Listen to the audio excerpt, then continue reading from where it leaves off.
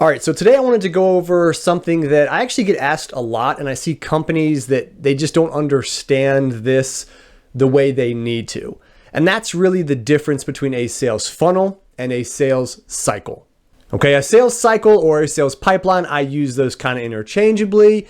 That is essentially the stages that somebody, a buyer, a prospective buyer, needs to go down in order to become a customer.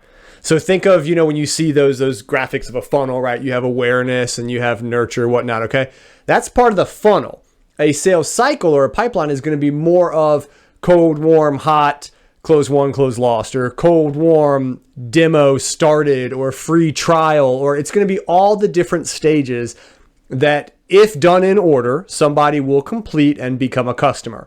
Sure, they can bounce around and they can go backwards or forward, whatever the case is, right? But that's essentially, listing out the stages that somebody needs to hit in order to be a customer. Now, a sales funnel, on the other hand, is all of the things that happen in between. And where I see a lot of companies go wrong is they are using a CRM system or any kind of lead management system, and they're recording your sales cycles and your pipeline stages, but they're also treating that as a sales funnel. And what I mean by that is that they're just saying, okay, yeah, we have funnels and processes in place. We put somebody in, they're a cold lead opportunity stage in the pipeline. And then there's some reminders for the sales rep to contact them, right? And that's essentially what their funnel is. That's it. And I see this all the time. And I see so many missed opportunities to create what I call a perfect user buying experience. Now, you're going to hear me say user buying experience and funnels a lot. And I use those. It's kind of the same thing to me, right? Because a funnel is the experience we're giving them. It can be internal and external things. It can be so much that you can automate and make sure that we're doing what my goal is to help you is never lose a lead again. Now, I don't just train in sales training, all the traditional things that you need to know in order to sell and close more business. I also build sales funnels for companies. It's a big part of what I do. It's a big part of what I've done in my marketing company too for the last 13 years. And what is so fun for me in that process is to help companies see the opportunity, see the potential that they could be delivering a customer by just doing a sales funnel the right way. And it doesn't have to be perfect right from the get-go. It's something that you take an iterative approach to. It's scalable. You're going to use it. You're going to test it. You're going to measure the data. You're going to see the results, and you're going to make changes as you need to. Another important thing to know is that one sales funnel is not the answer. A company should and will have multiple sales funnels for different people, different products and different services, different points in the pipeline that these people are in, all kinds of things, right? You'll have sales funnels for referral partners or, any kind of, internal partners, and you'll have sales funnels for external stuff. You can have funnels built for internal process and internal teams. You can have a funnel for onboarding new employees. The possibilities are essentially endless. And the biggest thing to note is that it's really never going to be done. You're always going to be improving and looking at how to make the experience better. So I want to show you what a sales funnel could look like and start to open your mind on the possibilities that you could take. And the example I'm going to use today is just going to be something really common. It's common that I work with companies a lot like this. And it's like if they have a SaaS product, right? It's a monthly or yearly membership, and there's different levels. I'm not really going to talk about the different levels in this example, but a lot of companies are subscription-based SaaS companies, whether it's B2B, B2C, doesn't really matter for this example. But let me show you what a sales funnel could essentially start to look like for your business and how it can incorporate and feed into your sales pipeline stages and your reporting. Okay, so on my screen now, you're seeing inside of a Sandbox CRM, which is customer relationship management, that I use. Now, I use a lot of different systems. I have used tons and tons of different systems, different pipeline builders, different CRMs, different software. This is something I've been doing for so long that, most of these things I've worked with in some capacity, right? I chose this. This one's called Keep, K-E-A-P, and I chose it because it's a visual builder, and it's the best way for me to show you kind of what this looks like. There's other visual builders out there, and then there's other ones that are not so visual, like HubSpot.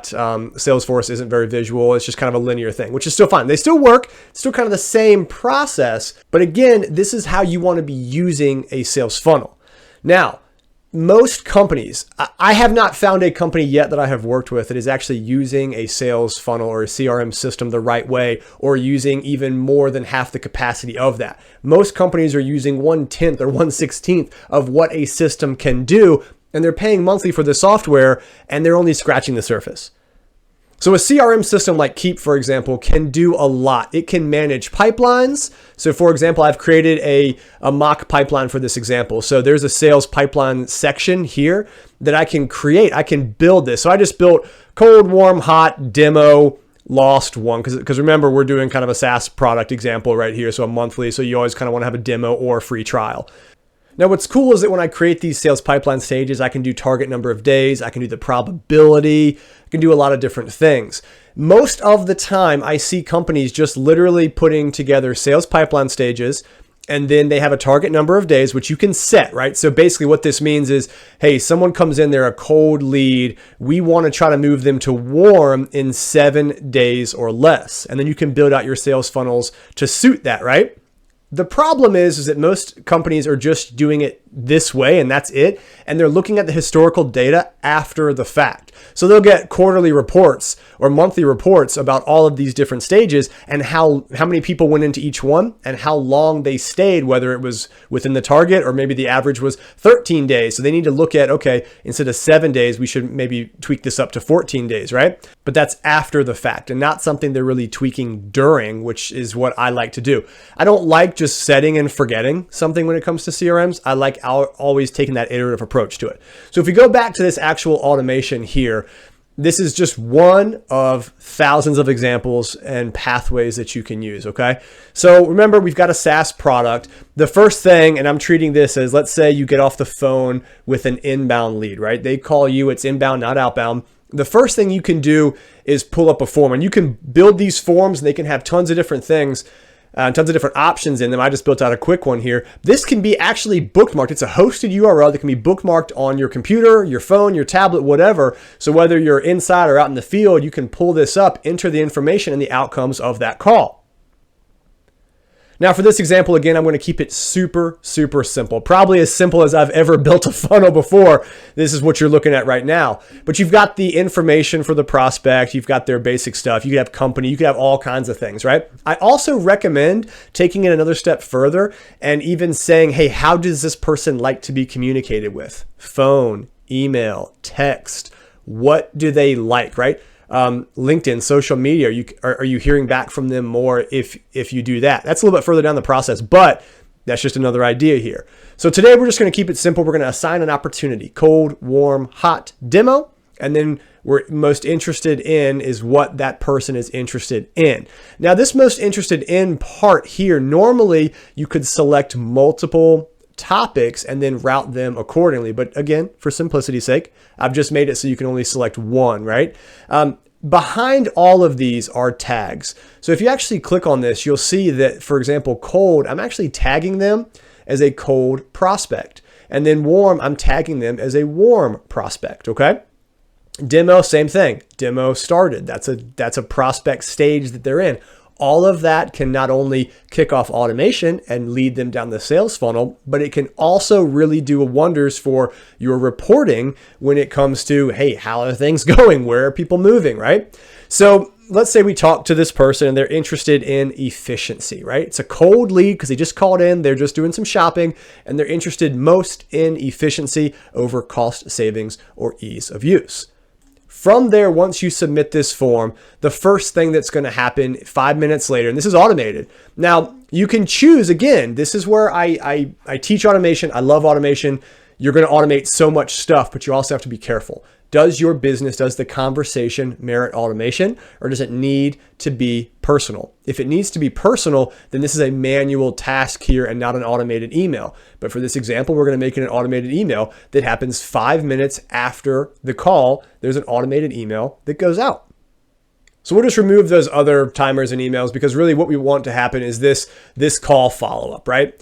And you could build this out and you could go for so long and you could essentially build out an endless stream of communication or tasks or reminders or updates.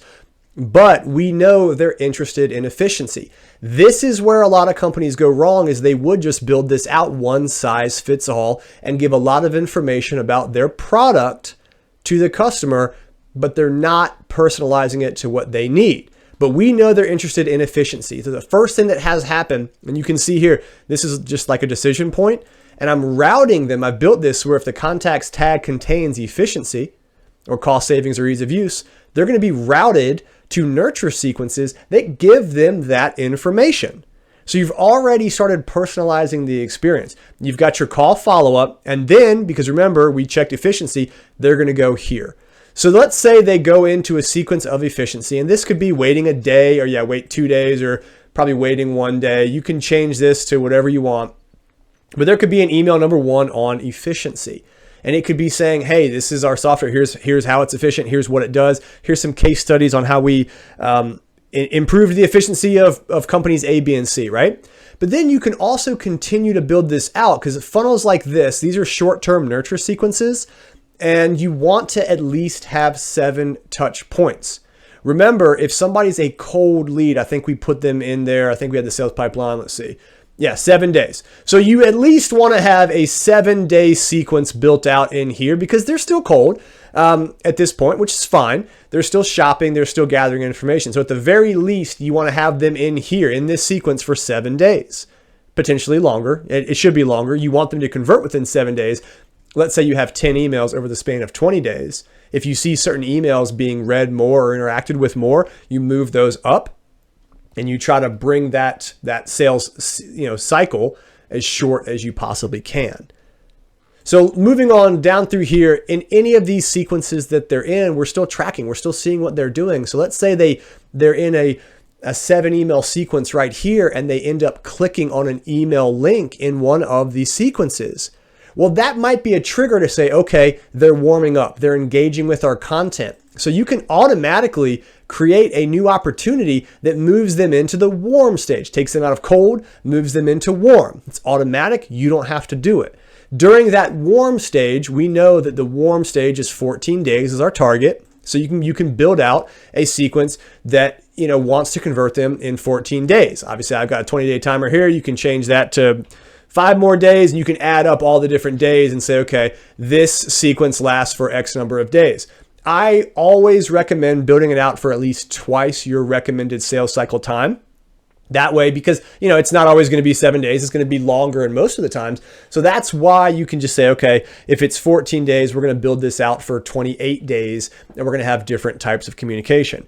But notice here in this funnel, I'm not just sending email after email after email after email. You can create tasks for yourself to manually follow up, or a task to connect with them on LinkedIn, or a task to, do whatever. Then you can send more automated emails continuing to educate them. These systems can also send out automated text messaging. So say you have their cell phone number and you can send them a text message that's automated. You can do that all through here. The system is collecting data, moving someone down the pipeline, and it's doing it on autopilot. These can just be a series of task, reminders for you too. It doesn't have to be any automation like emails or text. It can be all reminders for you. That's where essentially there needs to be accountability.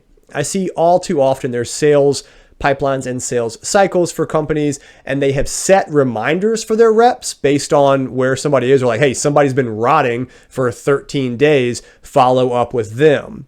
I just don't really like that because there's no accountability. Something like this is obviously really good for reporting because you have to mark it as complete, and you can create it to where when you go on your dashboard or sign in every day or you get an email, it will tell you this is what you have to do today. These are the tasks you have today. Here's who you need to follow up with. But at the same time, again, remember, this stuff is happening on autopilot in the background. These emails come from you. These text messages come from you. It's all looking like you are putting that personal touch, but we're still, we've given them efficiency, and you could have different sequences that are a, move to warm lead, still focusing on efficiency. This one's like, call savings, still focusing on call savings, but they're in the warm. Same thing with ease of use. Doesn't really matter. But let's say obviously they're in move to warm, and the next thing we want to do is, I'll show you this first, so I'm getting ahead of myself. So if they go through this entire process and they hit, say, the 28 days that we've built out, obviously it's not 28 days here, then we can automatically put them as lost or put them as leads stalled. We can automatically do that, okay?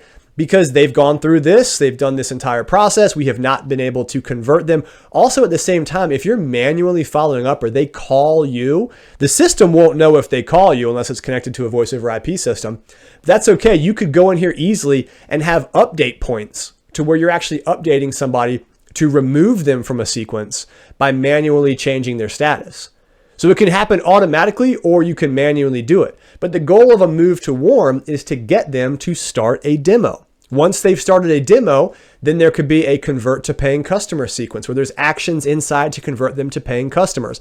I can go on and on and on about demos and how I fix that for clients because the demo process is broken on so many accounts and so many companies that I see that it's no wonder they're converting a tiny percent of people that start a demo into paying customers. But we're not going to get into that today. So inside of this sequence, remember at the very end, if they go through it, they're actually moved to lost. So they're actually moved to a lost, which moves them down this arrow here and bypasses anything here because they haven't started this. And then it goes to a long-term nurture to re-engage. If they go for the demo inside of this, there's a bunch of emails and things you're going to follow up or sales, marketing, whatever the case is, however your company's set up, however your team is set up, but you want to convert them to a paying customer. Then from there, your goal is to get them to one, and then you want to convert them to a lifelong customer and then convert them to get referrals. So there's still a ton of stuff that happens back here that I didn't illustrate. But I just wanted to show you what that could look like and how you can start thinking about what needs to happen and all of the different possibilities when it comes to automation, especially in sections like this, where you're educating and nurturing and really trying to deliver a bespoke, personalized experience. I can't tell you how important that is. So I hope that helps illustrate kind of the differences that I see from sales cycles and pipelines to sales funnels and how you can start rethinking the experience that you're offering.